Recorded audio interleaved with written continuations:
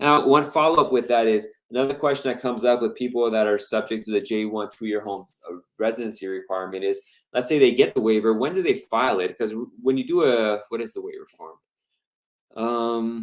What is the process for that? Well, first you have to, all the waivers I do are the ones where the home country paid for education or something like that. So you have to contact the embassy. Oh, I guess that's the process. So you contact the embassy. It depends on what kind of waiver you have, but I think most people probably do this version, so I'll just use this example. When someone's subject to your requirement and you can waive it initially by getting permission from your home country, you usually contact the U.S. embassy. I'm sorry, the home embassy of that country, depending on which country it is or whatever system they have. They give approval to waive it, or sometimes they'll have clients have to pay back the money that the government gave them when they originally, started their program for school and stuff like that.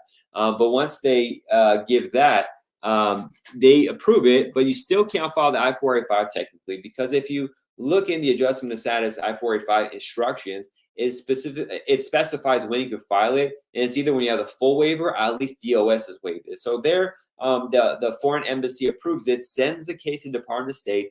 Department of State then approves it, and that's the time I believe, and I have, and the regulations according to the form instructions for 485 say that is the time when you can begin scheduling something to waiver. Now, maybe you do it sooner when the embassy approves it, or you just start the process along with I-485. You get the waiver and you bring it to the interview, and the officer says it's okay. If you want to play with fire, or the client just has no time, for example, their whatever H-1B is ending and they need to file the adjustment case and get on that status.